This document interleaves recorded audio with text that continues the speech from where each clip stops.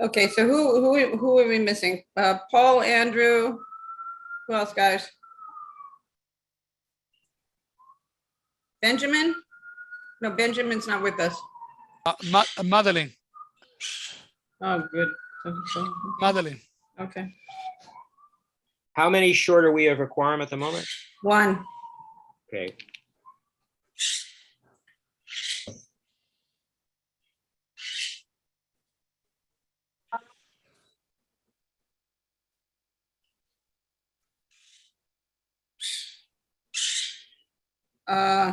Okay, so Madeleine's trying to log on.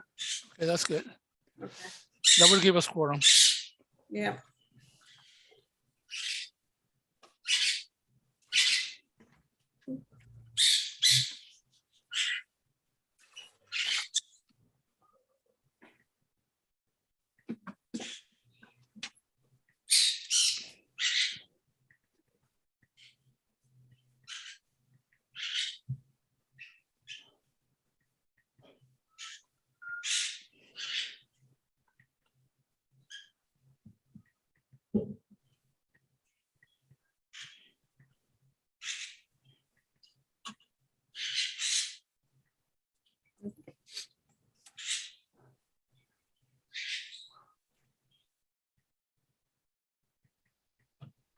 I wish I was where Christian is with the wind blowing and the water.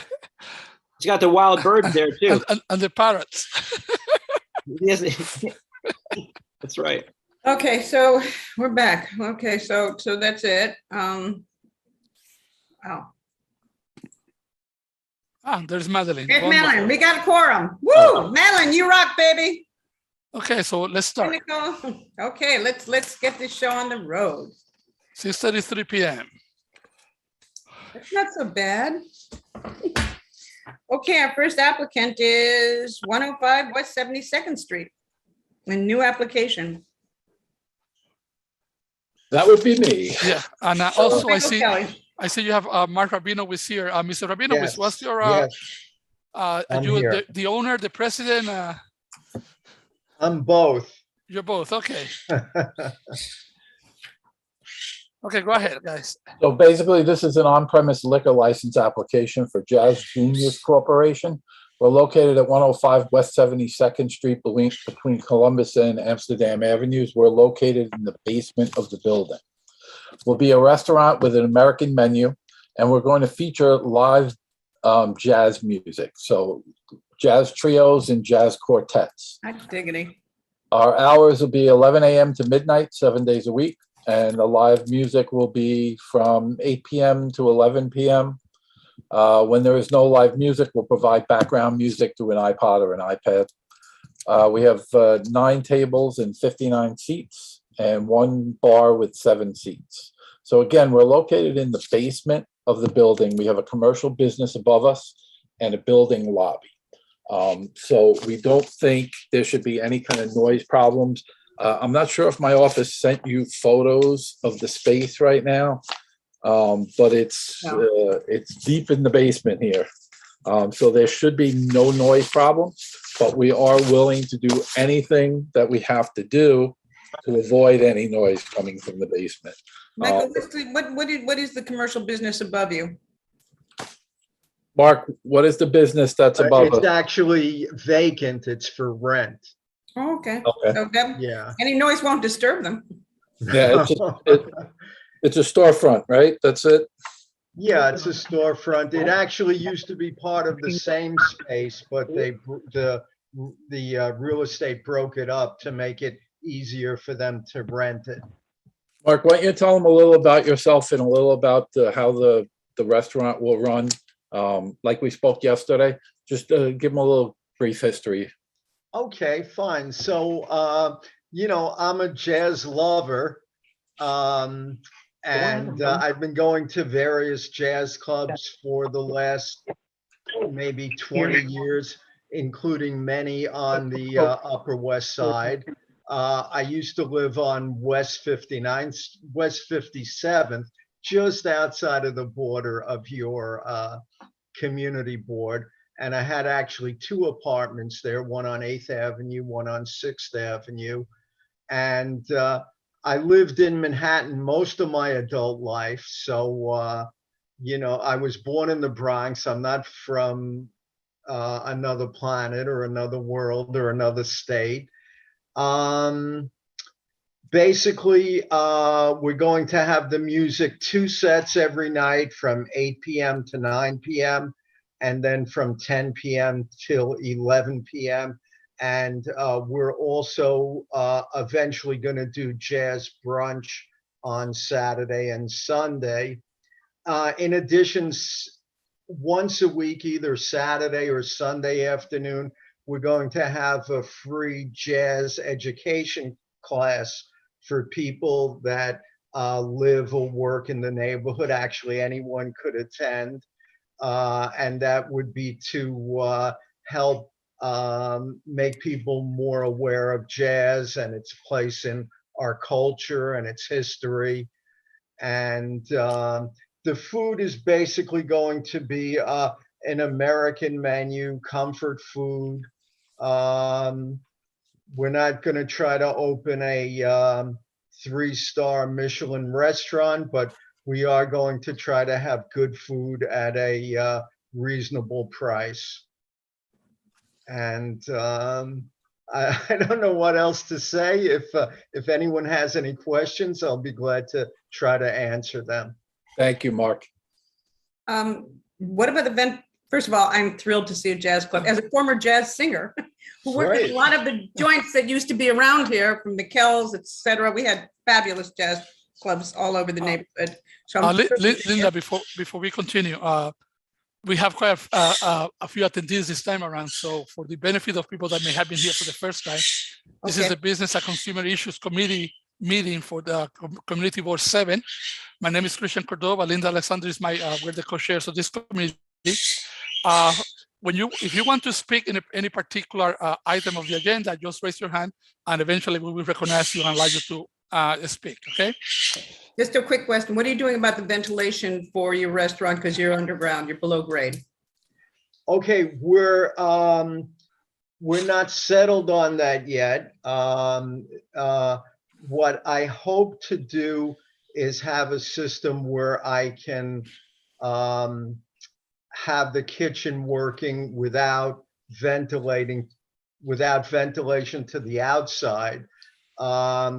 There's a big machine called the precipitator, I think it's called, which will take the smoke and grease and odors out of the air and filter it.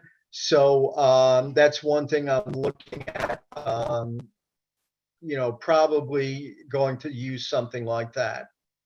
Okay, and Andrew, can you speak to that, Andrew Rigie? Because you know more about precipitators, et cetera, than most of us. Oh, and Doug. Oh, sorry, I'm just on the street right now and it's a little noisy. Yeah, no, I mean, that's certainly an option. You know, clearly a lot of, you know, different considerations go into, you know, what they install based on what they're cooking, how they're operating. So, you know, that's initially what I'd have to offer. It would be very case specific on what's needed or not and how to manage all of it. Okay. Okay. Doug? Doug? Doug,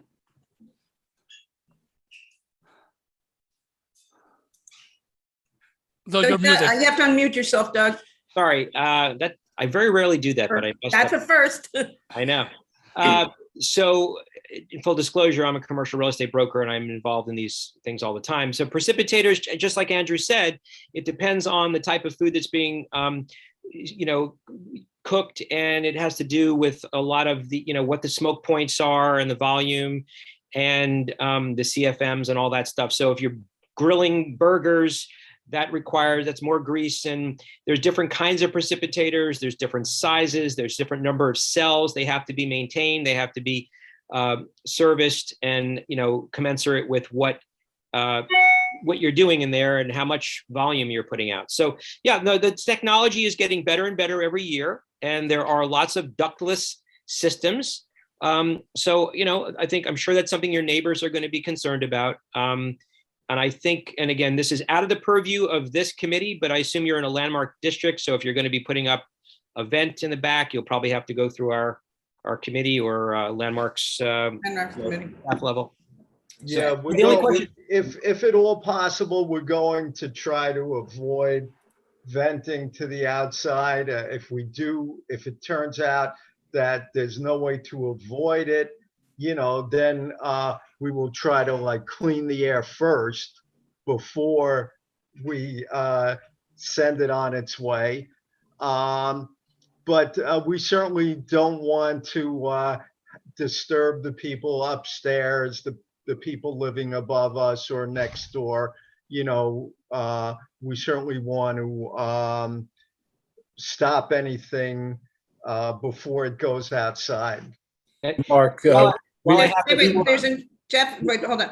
There's a neighbor in your building, and he wanted to know where's the jazz club access, and he's a resident. He'd also like to know if there's a separate entrance to your club. Let me just make a point here, Linda. We're not going to answer any questions until we hear from people that have raised their hands first. That's what I'm talking about. When people, and then we can, then we can do the questions and let them answer. Okay, Chris. I'd like to just finish while I have the floor. I just wanted to ask a similar question, which is I am familiar. This is the old Canine Ranch, I think, right? Yeah. Correct. So you're not taking the ground floor, only the lower level. That used to be Correct. part of. Yes. Got it. There's an outdoor area in the back. Are you utilizing the outdoor space? Because I know that was part of their space. I had the option of renting that space, but I said, no, I don't want that.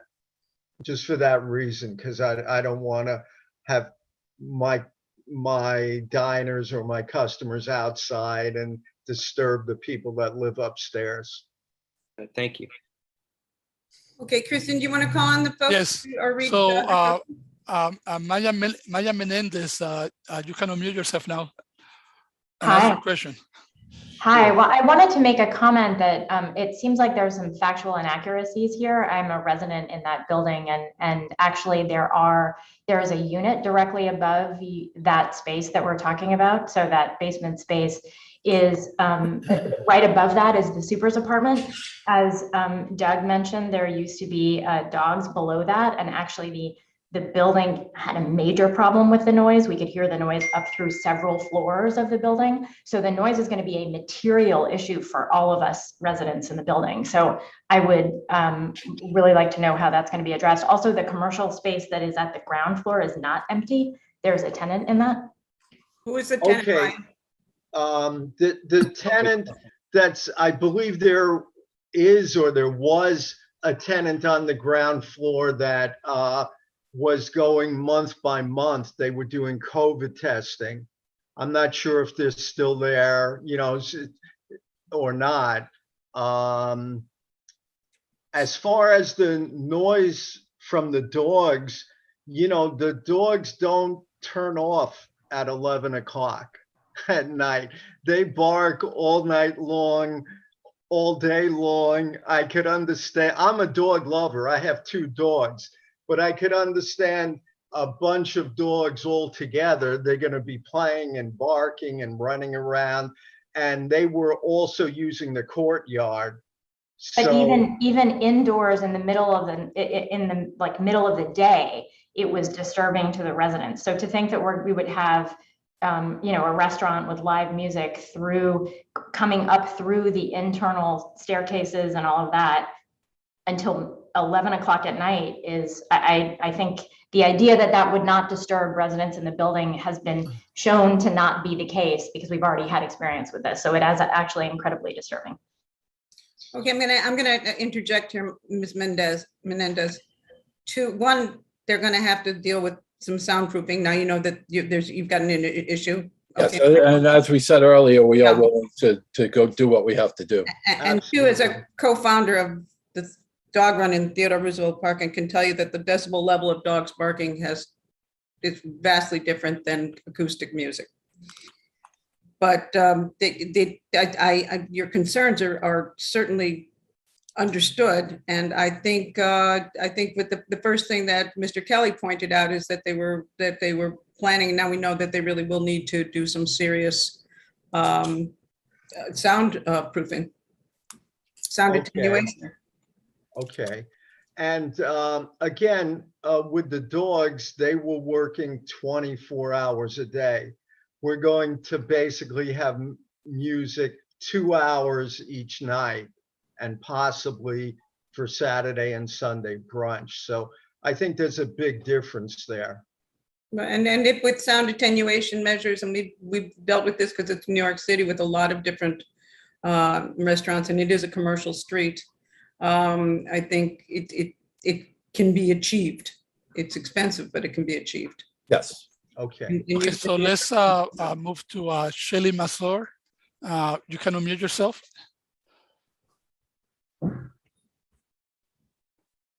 Ms. Mazur? Mr. Mazur? Oh, there she goes. Okay, go ahead. I'm also a resident of the building, and my understanding is that the basement has a certificate of occupancy that's for storage space only and was never designed to be a entertainment venue. And I'm just wondering how, what's going to be done in terms of egress. We know there's the staircase from the street, but we don't know of another type of. Yeah. So I wondered how that is going to be handled. And I also want to corroborate what Maya said, that, really the noise, our building has pipes and former dumb waiters that travel up throughout the building. And I think that the soundproofing of that type of infrastructure is very, very challenging. So can you address those concerns, please? Yes, I can. As far as the certificate of occupancy goes, we've already applied for a new certificate of occupancy. The architect drew up the plans. We are making some modifications, and that's being taken care of. As far as the egress, yes, there's one entrance and exit from the street. Then there's another one in the basement, which will be a fire exit. And that if someone goes out that exit, there's a stairway that goes up to the lobby of the building, or they can also take an elevator up to the lobby of the building and get out that way. But those are only for emergencies. Yes, the customers won't be coming in and out of that emergency stair. Yeah, that's only for that's emergency. in our. Okay. Yeah. Well, that's in our lobby. It's the private residential space, and the staircase, anyway, I don't quite understand how that gets used, Or how you would be able to have access to that. There's a door in the basement that goes into the, we don't have the entire basement. Part of it is space that is used by the building. And so if in the case of a fire, if somebody exits that door, there's a stairway, it goes into the building's space right by a stairway, which people can go up and go to the lobby and leave the building. And again, that's only for emergencies, like in the case of a fire. Hopefully, nothing like that is going to happen, but it's there just in case. Ostensibly, what you're saying is you have to have 2 egresses in order to meet fire code. That's it. So that's been determined. Okay. Okay. Anyone, Christian? You're muted. Hey, am I next, Gargana? Yeah, go ahead. I'm a resident of the building as well. So thanks for the opportunity to comment. I think in addition to the concerns that Shelley and Maya raised, I want to go over what you were proposing as the schedule for music. So there is the music that eventually is the jazz music, but then you said also that the rest of the periods, that's going to be other music. Again, I think we have a really significant concern about being a residential building with young children, with older people, with anybody who is there that really can be disturbed. And we expect that there's going to be disturbance for the people living in the building. So can you, comment on this and how do you particularly expect to address that? Especially what Shelley was raising, as because of the nature of the building, there's this old dumbbells and pipes that are traveling. The noise is traveling up the building very easily. The music that would be played during the non-live performance will be simply background music. It's like if you were in your apartment and playing the radio, the people in the rest of the building are not going to hear it. It's going to be light, soft background music. Yeah, it'll be light enough that where people will be able to have conversations and not be disturbed by it. Right. Yeah, I mean, I think that this is important because again, we have a super that's living on the floor right above that premises, and the previous experience with the canine ranch was extremely disturbing, to the point that that was really a very serious situation, and he was getting ready to leave, and so we don't believe that this venue is going to be able to contain the noise. We just don't believe that this is the case. Well,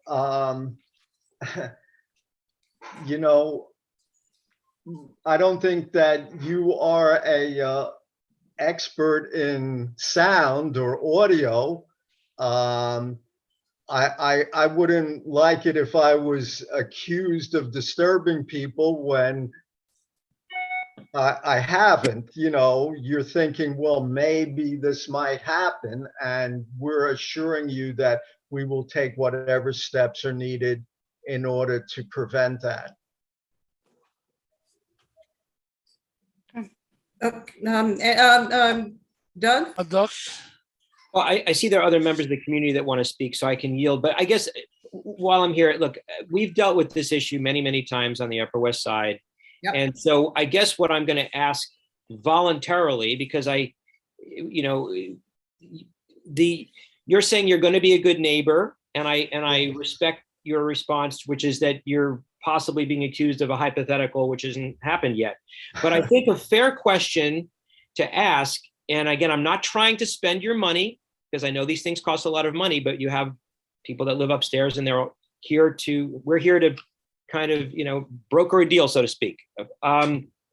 What type of noise attenuation are you already planning for? And are you, planning to meet with an acoustical expert that can help, test it, and you can solve this in advance so that there is no problem to have to deal with in the future?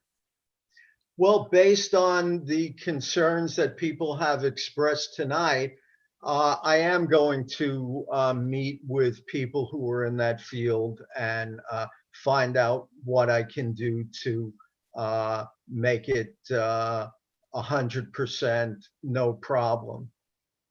I hadn't really thought it was necessary before, but now that I see everyone's concerns, I will look into this and study it and make sure it's done correctly. Thank you. I mean, we had no idea that they had a noise situation before, and had we have known that, this would have been taken care of already. But so now we learned, so we're willing to meet with who we need to meet with and get it taken care of. You have a lot of experience with this, Michael, and you've done it in the past. Oh, yeah. So, Raina, we'd love to hear from you. Yeah, go ahead. Yes, thank you. I actually, Doug actually ask my question, and I wonder whether it's possible to give the applicant a month, maybe table a resolution to give the applicant a month to come back to us with the sound control plan. I'm reluctant to support this without knowing how they're going to contain the sound. Thank you. Well, I can tell you that before I took this space, I had a lot of opportunities to take ground floor spaces where there was somebody living on the second floor and I was on the ground floor or first floor. And I wouldn't even look at those spaces because I didn't want to be put in that position where I was disturbing other people. So I'm 100% sincere in this. I don't want to disturb any people with noise. I don't want to disturb any people with fumes.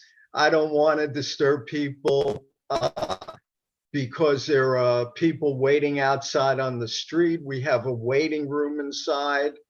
I'm the last person that is going to step on somebody else's toes. So don't worry about it. Give me a chance. I will make it right. Yeah. We can also on the resolution to approve, we can put a contingent that they also include sun attenuation on their space. And they can bring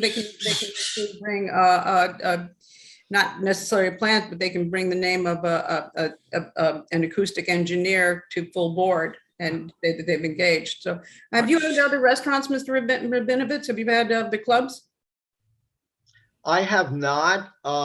My fiance did have a restaurant with her sister for about 8 years before COVID. When COVID came, the hotel they were in closed and took away all their business, and they had to close the restaurant. And lately, she's been working in other new restaurants. Mm-hmm. They're opening up, and they hire her, and she helps them set up the restaurant and get it going. So between her experience in the food business and my love of jazz, I think we have a good chance to do everything correctly. I think we have one more question, and then I think we're going to call the question. Mr. Jambunathan? Yes, thank you so much for the opportunity. My name is Sundar Jambunathan. I think earlier when we were talking about the precipitator, there's a conversation about the possible effect on the neighbors. Our company owns and manages the neighbors, 103 West 72nd and 101 West 72nd. So I guess I just wanted to maybe chime in from that perspective.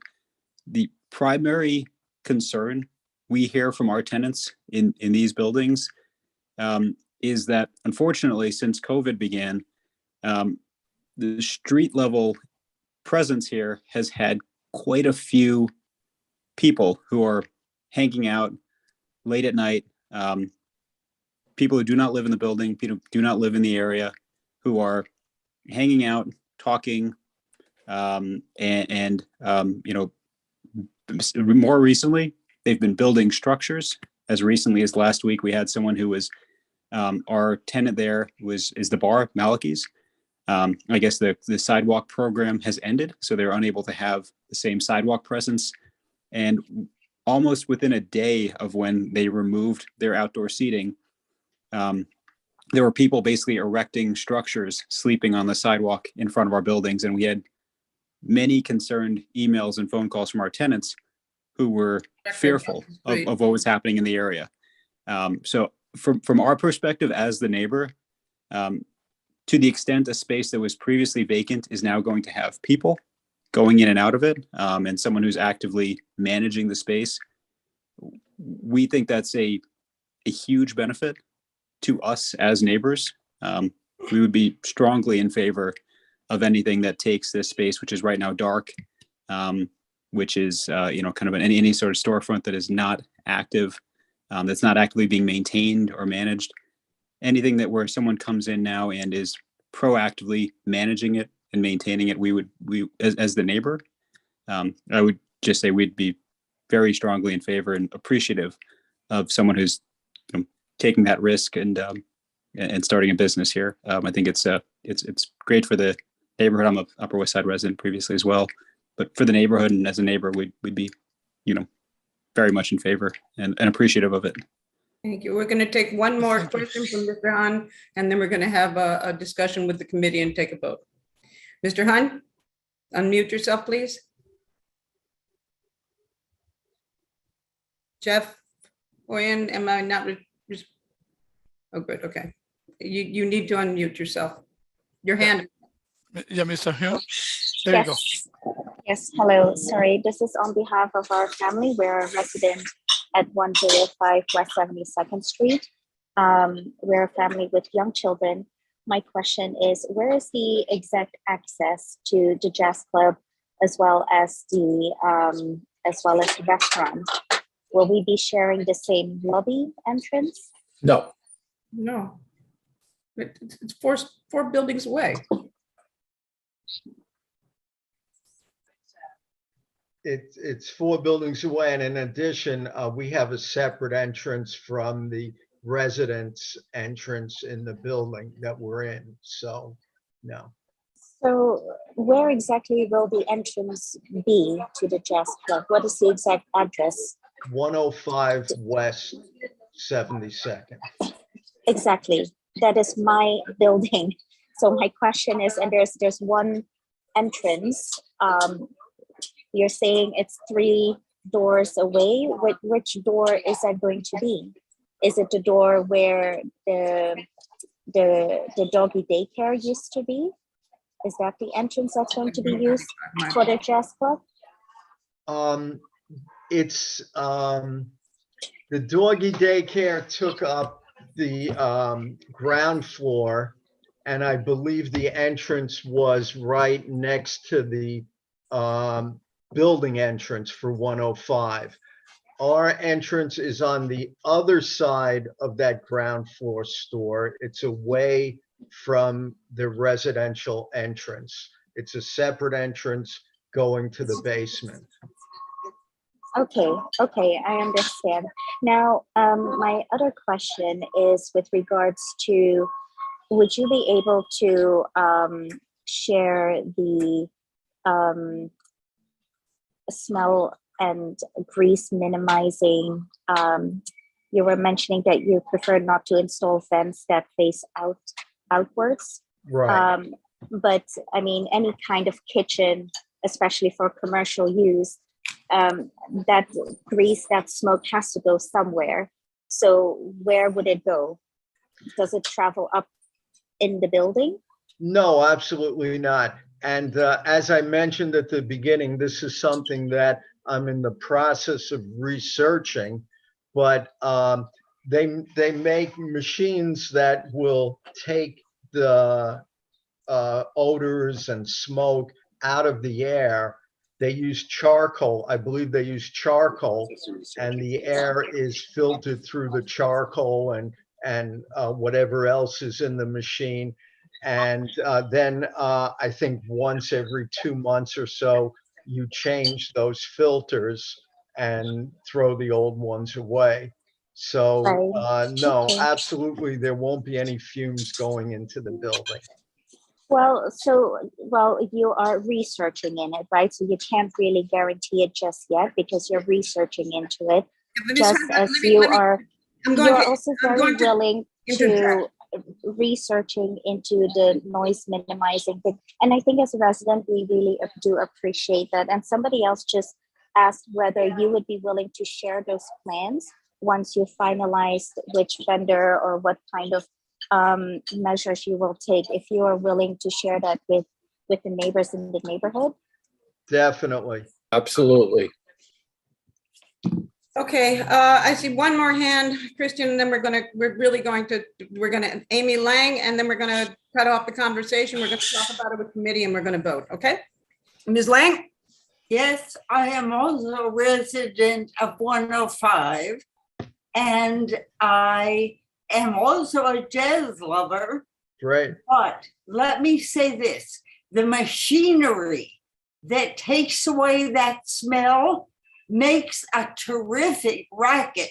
If Malachi's is any example, I can hear on the 9th floor their fans going and cranking and creaking at all hours. And I can smell everything they're cooking. So I am, the noise is one issue, but the other issue is the noise of the machinery that clears the air for the kitchen. And I am really concerned about that. Right. I think what you're hearing is a fan that's blowing everything outside into the courtyard. We're not going to do that. Where is the machine going to be, if not in the courtyard? No, the machine is going to be in our kitchen. And whereas a neighbor just asked, where then is the smoke and the grease going to go? There will be none. It's a filtration system that takes care of it, so you don't have to vent it outside of the restaurant. I have grave doubts. Understand, certainly your concerns and your skepticism are understood, but we live in a neighborhood where we have so many, Amsterdam Avenue and West 72nd Street, and where we have so many restaurants and that have been through this, and we've heard this before. There's machinery, there's so many, the precipitators, all of the new equipment, the technologies. I mean, I'm thinking about Motorino a few years ago, and the issues that they had, and the neighbors were absolutely, they were on board after it was installed, because it was like the state of the art, and I think it's going to cost you some money, sir, but that's what they're expecting. Mr. Kelly has a long relationship with this community board in this community, and he's I'm sure he will be giving you guidance. Christian? Linda. Everybody. Yeah, I have one more attendee, and that after that we take a vote. Mr. Williams, go ahead. Hi, my name is Greg Williams. I live at 105 West 72nd on the second floor, directly above the future restaurant, albeit a floor or two above it. I'm pretty concerned about both the sound and the smell mitigation, although at least it sounds like the smell maybe is a bit more manageable. But the thought of music playing till midnight with an 11-month-old and a 5-year-old, one second, buddy, directly above it, I'm very concerned about it. And I'm also concerned that thus far, as I'm aware, there's been no effort to coordinate with the building to try to come up with a sound mitigation plan. And prior to moving in, I'd heard horror stories about before, and I understand dogs are different than jazz, and I appreciate that, and I appreciate your commitment to looking into sound mitigation. But I particularly look forward to hearing the detailed plans, because that's a grave concern for me with 2 young children directly above that. Thank you. Oh, okay. And if you'd like, we could bring all this information to the full board meeting. We have a little time to get a lot more information on the filtration system and the noise attenuation. Yes, that's what we will do. So our full board will give you some time to speak about that, relate the concerns of the community. I would just like to say to all the people that live at 105, I look forward to inviting you into my restaurant and being friends and, helping the neighborhood together. I have a big investment here, and to me, the neighborhood is as important as it is to you. Thank you. Also, for everybody that's here right now, could you provide a phone number in which they can reach you for contact later on? Yes.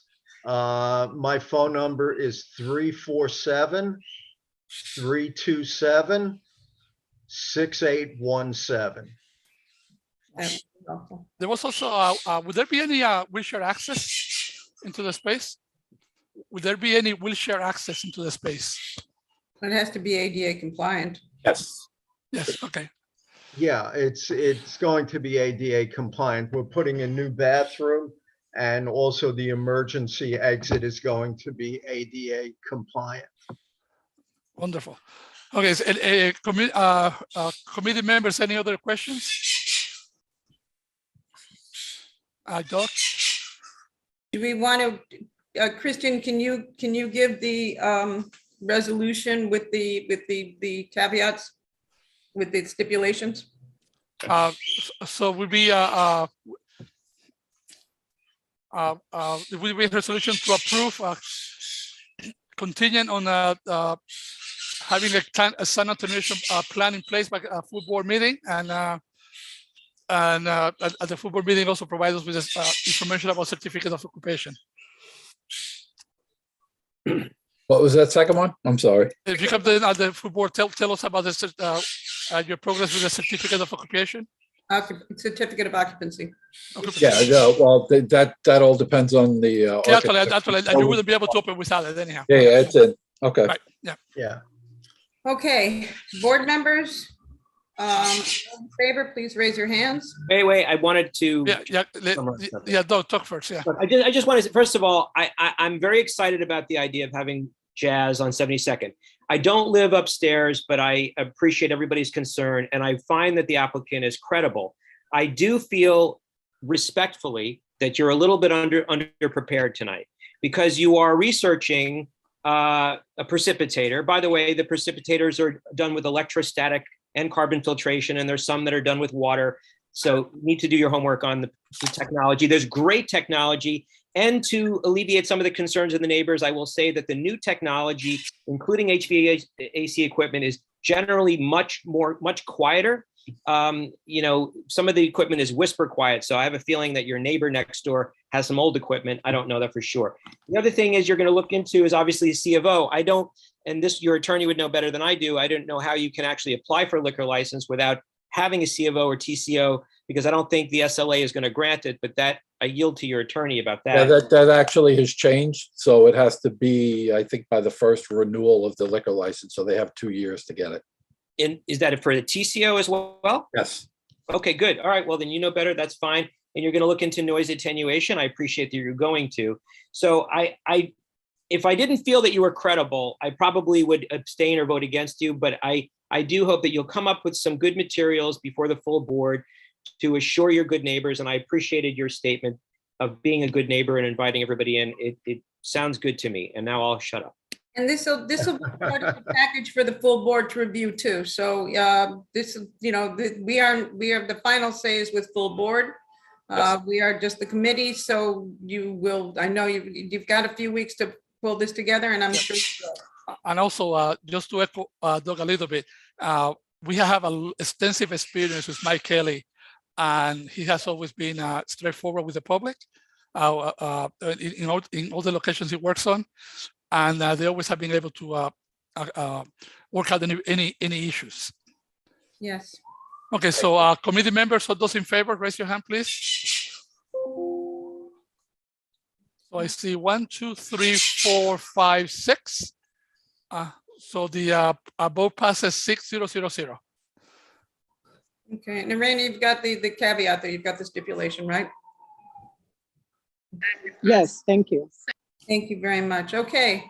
And Thank you. And Okay, we'll see you at the full board. Towards your paperwork, and this is, I know that this will be I'm really confident that this will be a great asset to our community.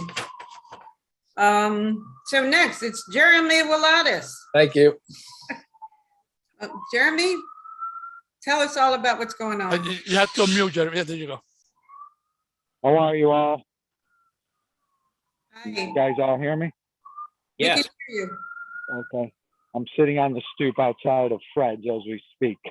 If you can speak a little closer to your phone, it might work better. Okay, sorry, I'm outside because long story. Anyway, can you hear me okay now? Yeah, we're listening to the same sirens. Yeah, go ahead. Yeah.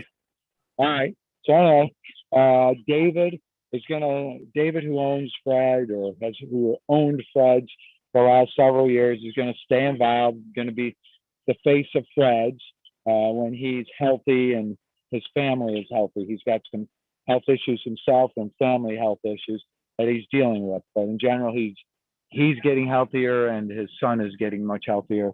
Had an operation a week ago and we talk several times a day. David's the sweetest guy in the world. A lot of you probably know David, and most of you know, I know most of you also. So we've come in and purchased Fred's.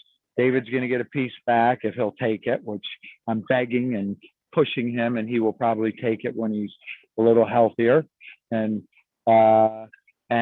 Fred's is going to stay exactly as Fred's, the same people working in the front of the house, the same people working in the back of the house. I've been involved for the last 3 months, been there multiple times every day and for hours on end, and nothing's going to change. The hours aren't changing, the food's not changing, the drinks aren't changing. Fred's will be Fred's. And it'll have a great operator, as it had before too. Without a doubt, David's great, and I will be around. But I want David to be the face of it. David is a hero in the on the Upper West Side for Fred's, and people love him. And so I think we all want the same things. Yeah. By the way, Fred's original owner was Larry Johnson, David's partner. Right, they were partners. Yep. Yeah. Yep, I remember Larry. Dog runner. Yes, Fred was his dog. I know well. We all. Yep, of course. People still call David to this day Fred. It was the black lab. Exactly. We're all showing our age. I don't even need to speak to show my age. That's life, Me neither. As you see my gray hair. When I started, I was the youngest guy owning a restaurant on the Upper West Side. My, how that's changed. Now I think I'm the oldest guy. Madelyn, Erana, and I have no idea what any of you are talking about. I think Christian's in that boat too. Yeah, I don't have any gray hair. Correct. In the mid-1990s. Oh my God, my hair just turned gray overnight. Oh. Nothing a little gel won't help. It's hard to speak to youngsters like you. Jeremy, in terms of the background music, do you have any sound attenuation in the space? I'm gonna hire your parrot. Say that one more time. Yes, in terms of because of the previous application, for the background music, would you have any sound attenuation of that? Do you expect that to be a problem at all? No, not at all. Nothing's changing. It's been Fred's for 25 years. Literally, nothing's changing. I think everybody loves Fred's and is happy with Fred's. Thank you. I don't think I have that many enemies. So you are truly a beloved restaurateur in this neighborhood, and we appreciate you, Jeremy. Oh, do you own anything else in the neighborhood? I'm sorry. I'm being sarcastic. I'm joking. I'm sorry. He owns my block. I'll tell you all a little secret. I signed the lease. I took over the Big Gay space across the street from Good Enough to Eat. What are you going to put there? Well, Big Gay wants, and I have agreed on doing a licensing deal where I would keep Big Gay, but I think I'm going to probably do my own cool ice cream concept that I'm kind of working on that I think will be more interesting. Give me Little Big Gay. What's that? Little Big Gay. Yeah, there you go. I did that deal in full disclosure, and he had problems from the beginning. I'm glad that you're going to take it over because he failed miserably and it was ridiculous. He's tough. Do you want to call the question here and let Jeremy go back to work? Yep. All those in favor, raise your hand. Okay. So I see 1, 2, 3, 4, 5. 5 in favor. Let me lower those hands. 6 in favor. So the vote passes 6-0-0-0. Thank you. Thank you all. I appreciate what you guys all do for the community. It's a tough job. Ditto. So, well, thank you. Great to see you all. I enjoy seeing you guys. I'd like to see you more in person.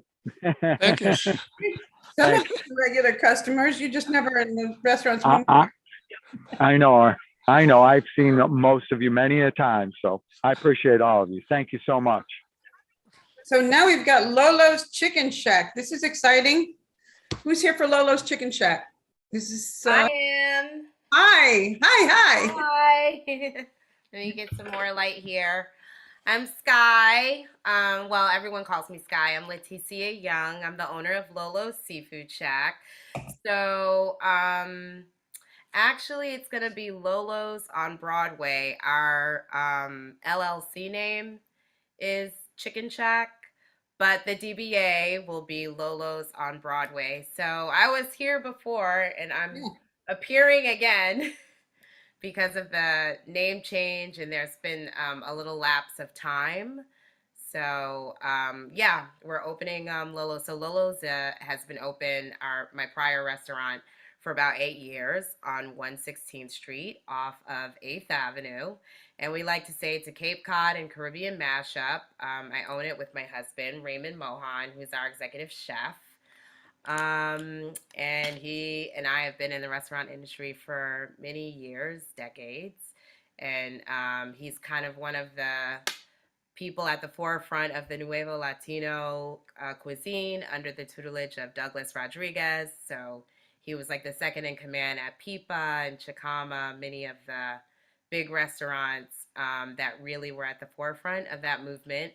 And we're kind of carrying that torch. And previously, I was going to open up Lolo's Tacos, but we have kind of opened up the brand so that it can be a little bit more inclusive and focus on brunch. There are a lot of, tacos out there. So we just decided to change it to Lolo's on Broadway. I love it. I love it. Thank you. And we have your hours of operation. Could you just tell us again your hours of operation so I don't have to look? Sure. So we expect to be open from about 11 to 11 at night, but we are putting in for the operating hours from 10 to midnight, and then on the afternoon a little bit later. So I'm unsure if it was 10 on to midnight or 10 to 2 a.m. on Friday and Saturday, because my attorney has that information. But we do have one bar. It has 7 seats. We have about 40 to 50 seats inside, and we do have some seating outside, about 40 seats outside. The application has said 10 a.m. to 2 a.m. on Fridays, Saturdays, and Saturday, Friday and Saturday. All the other days until midnight, yeah. I also see that you have live acoustic music. Until what time do you plan to have live acoustic music? That would just be for brunch. It's just there as kind of, in case we end up having it. We are going to have, like a playlist and just, music through the speakers. We don't expect to have a bunch of live music, but maybe for special events, maybe they might want, some live music or, something like that. So I just wanted to put that in there, but we don't expect to have like a jazz brunch or anything like that every week. Thank you. Any other questions, committee? No. Okay, so let's take a vote. All those in favor, raise your hand. So I see 1, 2, 3, 4, 5, and okay. So that's, let me lower those hands. Anybody against? Abstaining? Erana, I know that you didn't vote. Did you mean not to vote? I'm in favor. In favor, okay. So the vote passes 6-0-0-0. Thank you. Thank you very much. And we hope to see you at Lolo's. Thank you. Thank you. Okay, moving right along. We have a class change for application for Ashoka. You're here. Ashoka, are you here? Am I muted? Yeah, you have to unmute yourself, Henry.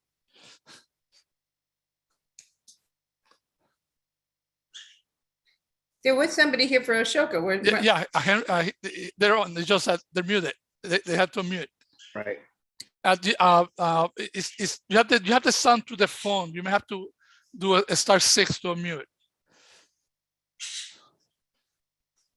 He's on camera currently, right? I know, but the yeah. Okay. But the symbols for the sound shows the phone. So I don't see the phone. Okay. I know the symbol, yeah. On the left. Mr. Warokomsky, we're gonna skip you for now. There you go. You got it.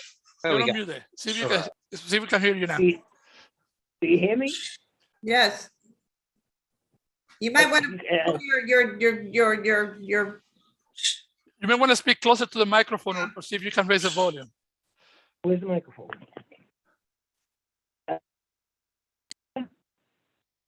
Yeah. Is this better? Huh? Yeah, it's better. We can hear you. All right. You might want to pull your monitor down too, because we can only see your glasses. Yeah. There you go. All right. Can I talk now? Please. Okay. Yeah, this is a class change. The applicant has a beer and wine license for the last 5 years since they opened, and now they want to add liquor. Because it's beneficial to their business, because they're an Indian style restaurant, and most of their clients are Indians, and they like to drink bourbon and alcohol like that, and the applicant feels that because of pandemic he lost a lot of business, that he's trying to get it back, get the customers back, and that the alcohol would help the business. The occupancy is only 45 people. They have 20 tables. They have a small bar which only has 5 seats, and they have a Indian style menu. And they've been operating for 5 years. They've had no violations and no trouble at the premises. So they're looking, to add alcohol at this time to help their business. And during these past 5 years, you always had that live acoustic music? No, they didn't have a cabaret. No, they didn't have a cabaret license. Okay, because on the application they mark a live acoustic music and karaoke. Yeah, they want to put karaoke and some a dinner style of music. Do you expect any issues with the sound? No. The dining room is soundproof and the hallway is soundproof. Right. So everything, there'll be no issue with the sound. All right, committee, any other questions? No. I think Okay, so let's take a vote. All those in favor, raise your hand. So I see 1, 2, 3, 4, 5, 6. So the vote passes 6-0-0-0. All right, thank you. Thank you. Thank you. Thank you. And Barbara. And moving right along, we have Mr. Gennaro. Hello. Thank you. Mr. You need to mute yourself, Mr. Gennaro. Well, no, it's also, can we mute Henry's? Sure, yeah. No, really. Henry, unmute. Thank you. Sorry. I muted Mr. Frickenstein. I muted you accidentally. There you go. I unmuted myself. Yeah. Okay, so take it away, guys. Stephen Finkelstein on behalf of Gennaro Picconi, who is to my left. Yeah, hi. Now you can hear me. Yeah, I can talk. So our application is for an expansion of the of the currently licensed premises, which is strictly indoors. He's had his license, a wine and beer license, for many years, to include a sidewalk cafe with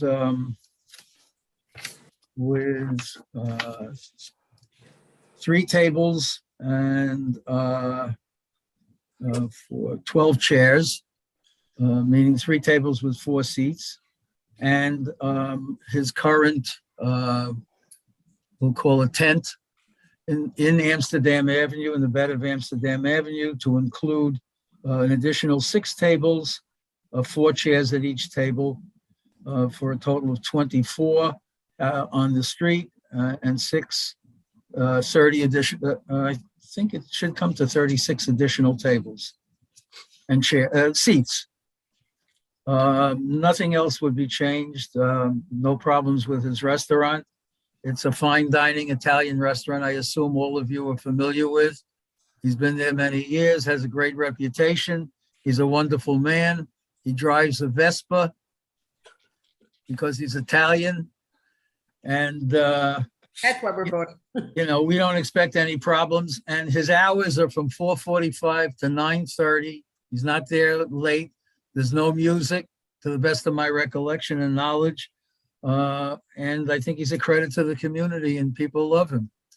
So I respectfully request that you grant this application, that you approve this application. How could we not?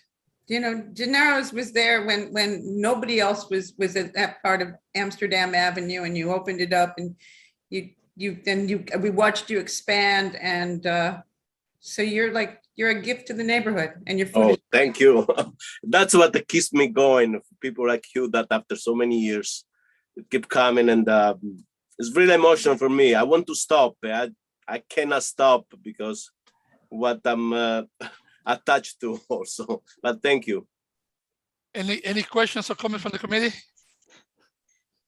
Okay, so let's take a vote. All those in favor, raise your hand. Yeah. Okay. So I see 1, 2, 3, 4, 5. Erana?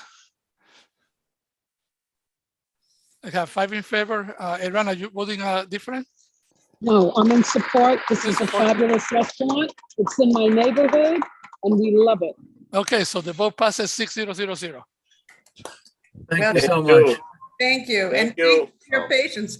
This was an unusually long meeting for us this evening. Yes. Well, you made his day. Thank you. Thank you very much. Well, many neighbors had concerns about the first application. So. Bye-bye, everyone. Thank you. Okay, thank you. Anybody has any new business? Nicole? Oh, no, I'm just here to watch. Our open street starts Sunday, so I hope to see everyone out there, but great meeting. Yeah, looking forward to the open street, Nicole. Thank you. I enjoyed it last year. It'll be even better. We've got visitors, Claire Alexander. Are we related? We're the Alexanders from South Bend, Indiana. Hello. I'm sorry for I didn't know that you. I know you called, but I was on a remote Zoom meeting for a liquor license, so I just got off. I just got done. All right, I want to call my client. That's Mr. Finkelstein. Could we mute okay, him? And Mr. Allen. Okay. Okay, so Linda, this is Claire. I don't think I'm related, but it's been a very interesting experience listening to the meeting. Well, thank you. Never listened to one of these before. It was very interesting and informative. So thank you. Thank you for joining us. Yeah, we have plenty more meetings throughout the month, so do come back. Yeah, this one's the most fun. Yeah. I just listen. I just wanted to say that on the cannabis side, it's getting ugly out there, and no, and what I mean is that I'm now going into double digits of establishments that are not licensed that are selling marijuana illegally in our neighborhood. We're gonna have bona fide applicants come before us, and I'm looking forward to those.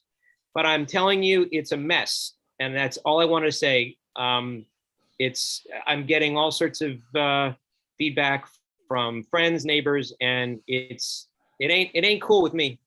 Doug, so how are the police handling it? They're not yet. But I will tell you, since New York State has a tremendous vested interest in, giving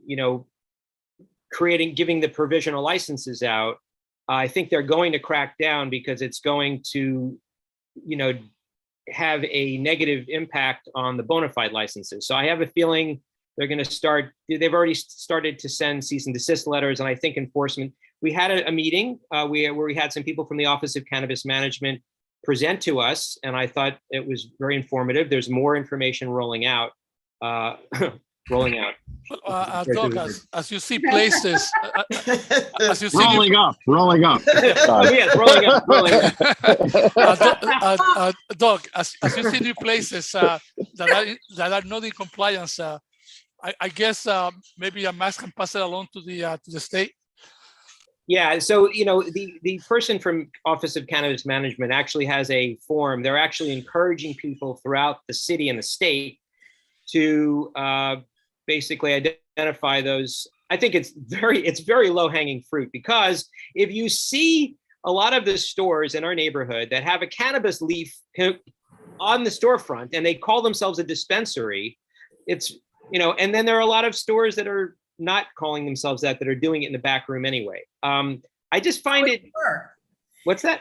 They always were. But Doug, if you recall last month when we asked if we would have any say-so on the community board, the response was fairly ambiguous, one, and two, what you said was, we know how many we're going to, how many we'll relegate to each neighborhood. So we're basically in charge, and we're saying, whoa, aren't we going to come in front of the community boards?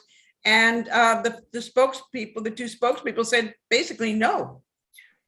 Well, I personally didn't hear no. I did hear ambiguity. Well, okay, but I've heard they're going to focus. They're going to try to focus on education and compliance first, and then at some point politically, they're going to have to deal with it. Right? This is about decriminalizing it and then giving people who are criminalized by the laws an opportunity to participate in the legal cannabis economy. At some point, they're going to have to make a calculation that they are going to have to regulate the unauthorized segment of this to ensure that the people who try to now enter it lawfully can have a lawful regulated environment to operate in. And it's in sense going to, by uncriminalizing it or decriminalizing it, and at some point they're going to recriminalize it. It would be no different in the long run than if I was just opening up a speakeasy bar and I didn't come in front of the community board. I just said, you know what,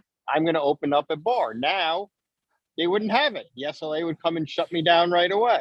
So I think we're just going to, as a community, not just in CB7, but throughout the city and state, deal with this for a couple of years till it shakes itself and sorts itself out, because the politics, in addition to just the regulatory framework, is going to be very tough. It's just a reality of the situation. You can't undo so many years of, discrimination and criminalization and all this stuff overnight. So I think it's going to be a tough, controversial rollout for some time, but hopefully over time they get it right. In the meanwhile, we're going to be smelling skunk weed all over the But Andrew, let me say this. They can't even get nitro right. You gonna think they're gonna get this right? I said hopefully. Madelyn, I'm always with you. Yeah, that's why I said hopefully. Thank you, Andrew. Also, I recall from, even though they didn't have regulations in place yet, I recall that they did say that they were looking into copying the SLA procedures. Or model themselves after the SLA procedures. So we're hopeful that it will come in front of the committee. And by the way, I'm a huge proponent in the provisional licenses being first given to people that were previously incarcerated for cannabis charges. But the reality is that some of the bad actors in our neighborhood and all around don't have any qualifications. They have no license, and they don't care about making this fair for anybody. They are just gaining the system. And I don't know why it's such a pet peeve of mine. I'm not even a consumer, but I just happen to know that there's so many people trying to do this right. And there're just a lot of people that it's like a lawless thing, like doesn't matter, and I don't dig it. I will never forget if any of those applicants come before us, it's always going to be no if I saw that they were doing this. And the landlords have to be mindful of it, because there was a question from the member of the public who said, what about the landlords who are complicit, who are letting them sell weed and then they're going to apply for a legitimate license?